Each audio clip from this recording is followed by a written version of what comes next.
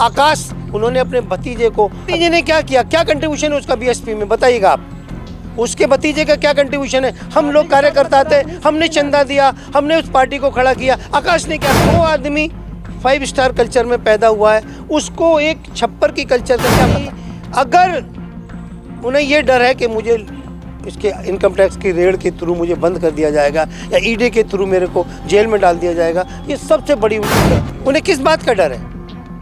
अरे समाज तुम्हारे साथ है तो फिर तुम्हें किस बात का डर है? अब वो उनके कहने से कोई आरएसएस का एजेंट थोड़ी हो जाता है। लोग भी तो ये भी कहते हैं कि बहन जी भी तो आरएसएस के एजेंट थे, चुपचाप बैठी रहती हैं। आरएसएस की पक्की एजेंट तो बहन 2012 से अब तक देख लीजिए ना, 2012 से 23 तक 11 साल हो गई। 11 साल में तुमने पार्टी को कहाँ से कहाँ पहुँचा दिया? क्या करना चाहती हो? क्यों?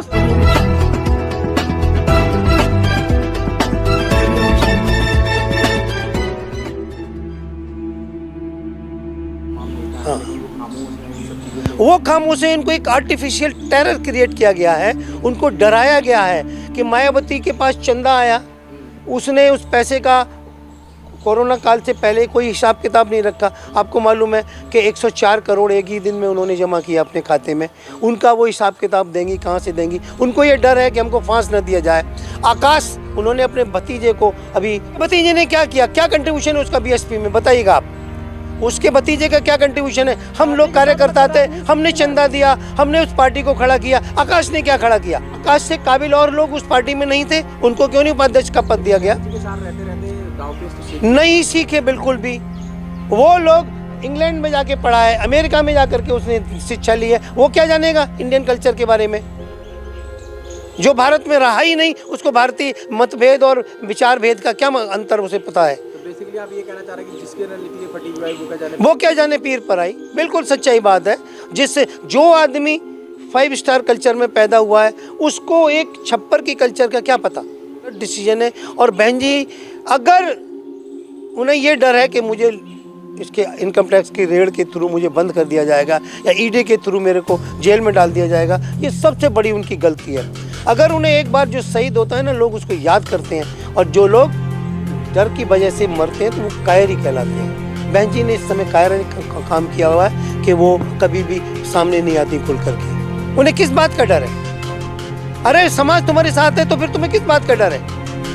तुम आकाश को ही क्यों आगे लाना चाह रही हो? और लोग नहीं है क्या इस पार्टी में?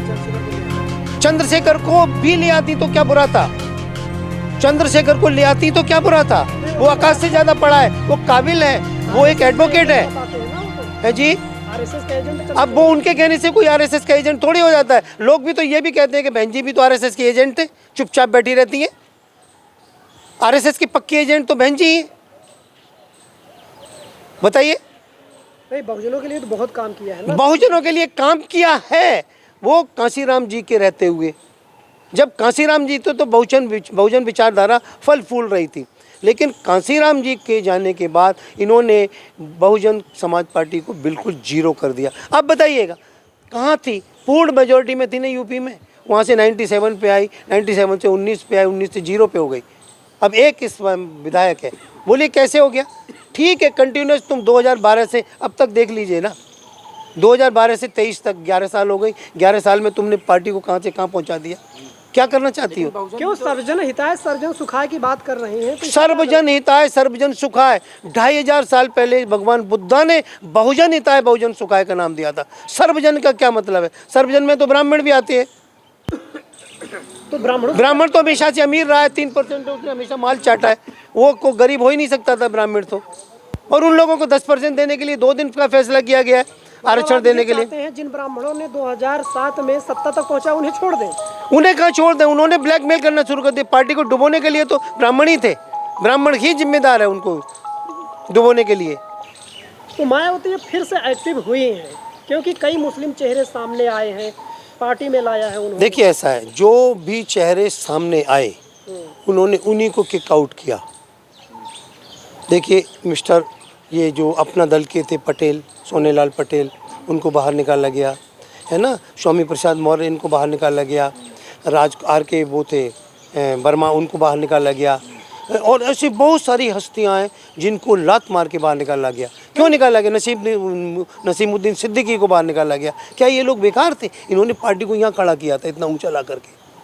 आप चंदा लेकर के गलत काम करती हैं। कुछ लोगों पे आरोप थे कि पार्टी विरोधी गतिविधियों में लिप्त। पार्टी विरोधी गतिविधियां नहीं थी, सिर्फ मुद्रा विरोधी गतिविधियां थी कि इन्होंने जो पैसा गलत तरीके से उन लोगों को दिया था कोरोना काल में बदलने के लिए, उनमें उन्होंने थोड़ा बहुत नहीं बदल पाए या वो बदलने में बहुत कुछ बड़ा आरोप लगा रहे हैं पैसे। बहुत बड़ा आरोप नहीं है, ये सच्चाई है कि इतने बड़े आरोप। तो फिर इन लोगों को क्यों निकाला गया? नसीमुद्दीन सिद्दीकी को क्यों निकाला गया? क्यों? वो उनका हिसाब किताब नहीं दिया और उन पर ये आरोप लगा दिया कि तुम हेरा फेरी कर रहे हो, तुमने मैंने जो पैसा बदलने के लिए दिया वो तुमने दिया नहीं, मुझे वापस लौटा के। अच्छा, बसपा इन दिनों गांव चलो की ओर है, वो गांव वो अपनी पुरानी छवि को प्राप्त करने की कोशिश कर रही है, लेकिन वो नाकामयाब कोशिश होगी, कोई फायदा नहीं है। बहुजन समाज तो बोल रहा है उन्हें प्रधानमंत्री बनाएंगे।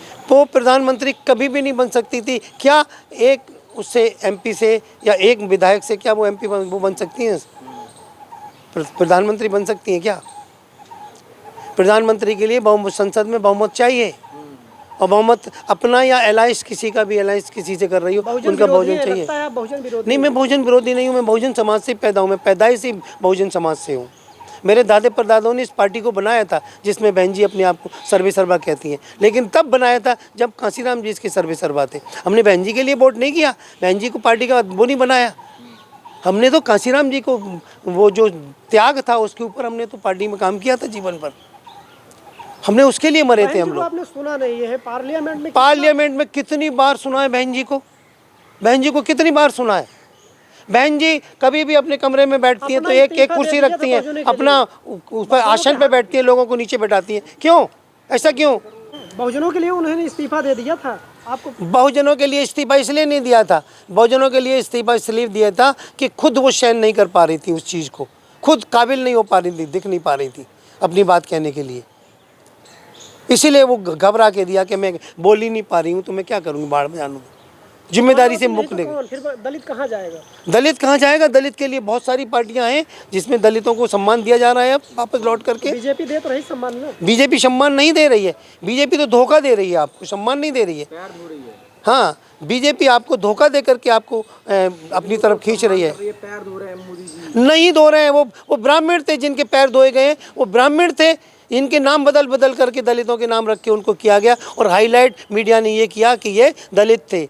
जिनकी लैट्रिन धोई थी मोदी जी ने वो भी ब्राह्मण थे, और जिनका नाम बदल करके जिनको वाल्मीकि कहा गया और उनकी लैट्रिन धोई गई वो ब्राह्मण थे सारे के सारे। बाद में पता लगा 131 दलित हैं, तो क्या कर पा रहे हैं आप? 131 दलित नहीं है, ये गुलाम है, और गुलामों का कोई भी वजूद नहीं होता।